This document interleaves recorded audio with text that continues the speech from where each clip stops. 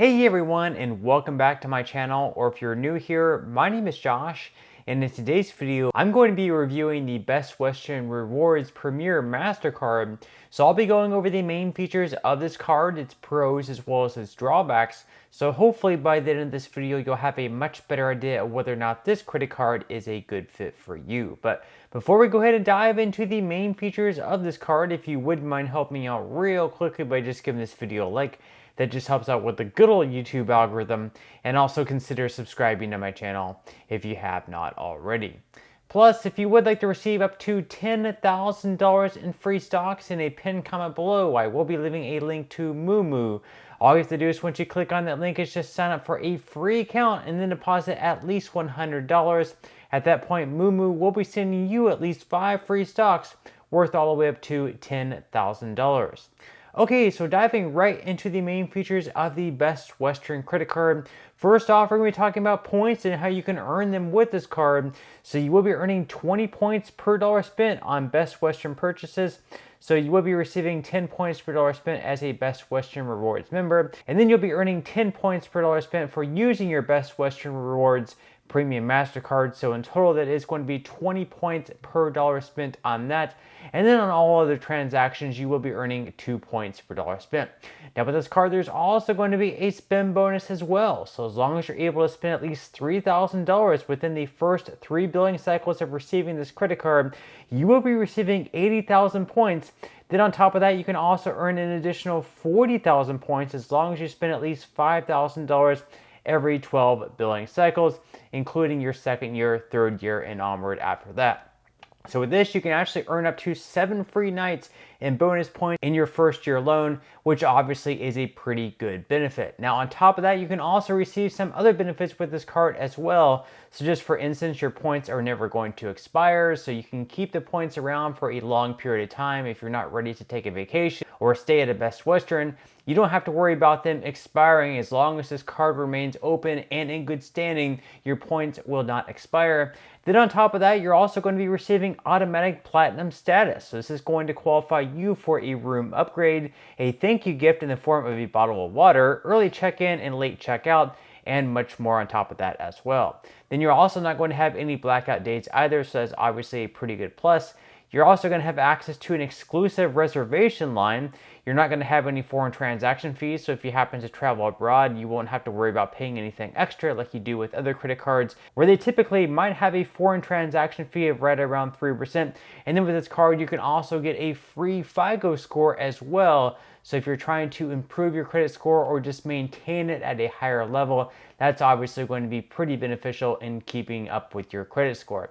So now that we went over the main features of the Best Western credit card, at this point in time, we are going to go ahead and dive into the APR and fees, because of course this is also super important as well. So starting out, your purchase APR is going to be anywhere between 23.24 to 29.74% based on your credit worthiness.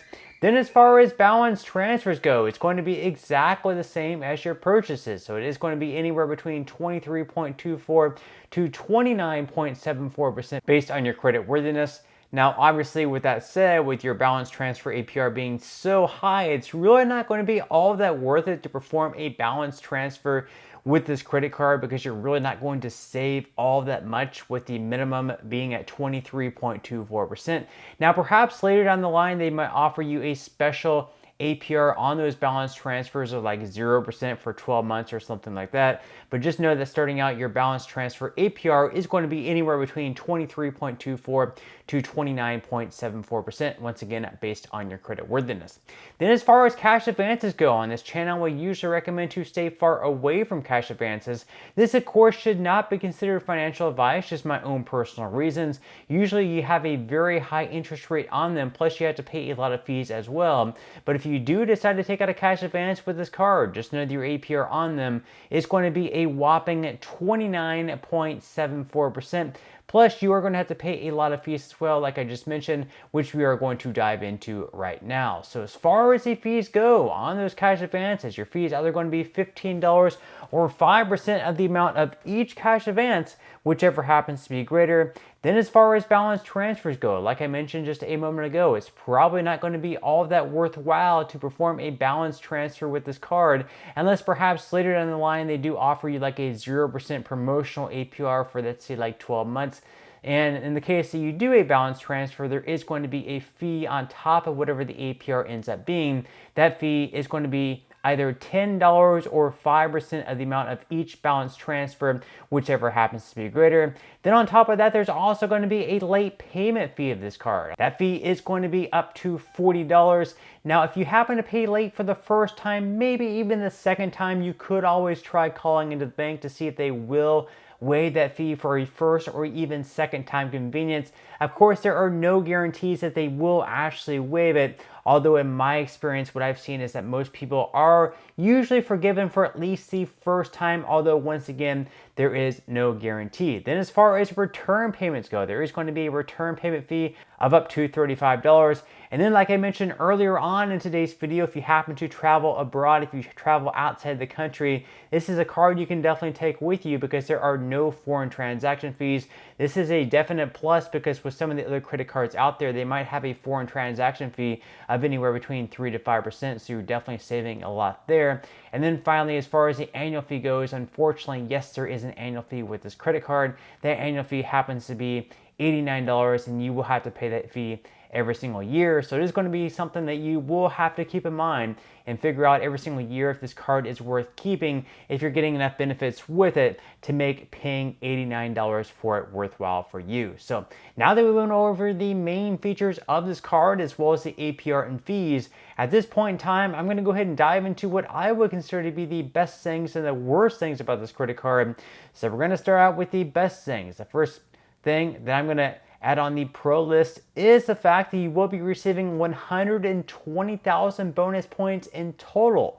In your first year alone, this is going to be worth up to 7 free nights at Best Western hotels.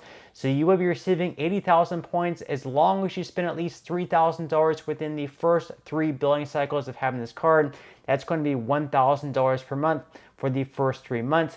And then you're going to be receiving an additional 40,000 points on top of that as long as you're able to spend $5,000 within the first year of having this credit card. And then from every year on out, you're also going to have the ability to earn 40,000 points as long as you're able to spend at least $5,000 within the 12 billing cycle range. So that's definitely a plus. Also with this credit card, you're going to be receiving automatic platinum elite status, so you're going to receive a lot of perks with that. And then with this card, finally, there are no foreign transaction fees, so you will be saving a lot of money there, at least from your bank if you do happen to travel abroad. So those are the good things about this credit card. Now we're going to go ahead and dive into the drawbacks. The first drawback, of course, is the fact that every single year you will have to pay that annual fee of $89.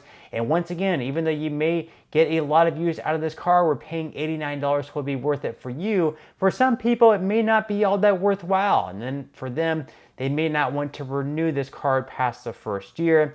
And then also with this card, unfortunately, you're not going to be receiving a free anniversary night. Now, once again, you can receive those 40,000 bonus points as long as you spend $5,000 every single year, which for you, that's going to be spending right around $417 per month. And then finally, the rewards that you are going to be receiving with this card are going to have a limited flexibility. So obviously, you're going to have to like Best Western hotels to redeem the Best Western hotels. If you're more of a person who enjoys staying at like Marriott and Hilton's, and you don't normally stay at Best Western hotels, for example, then obviously this card is not going to be a great fit for you. But if you typically stay at Best Westerns and you don't have a problem staying at Best Western hotels, then this card is probably going to be worth it for you. So just to sum things up here, like I just mentioned a moment ago, if you typically stay at Best Western hotels and you like them, this credit card is probably going to be worthwhile for you, especially if you're able to spend the $5,000 every 12 billing cycles and receive the 40,000 bonus points.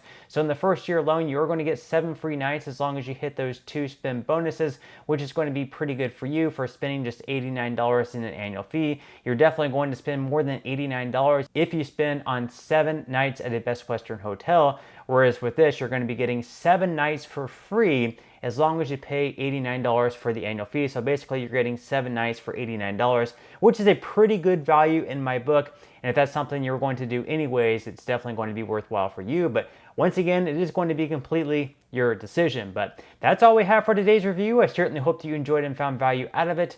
If you did, again, I would greatly appreciate if you could give this video a like. Consider subscribing to my channel if you have not already, and I will see you in the next video.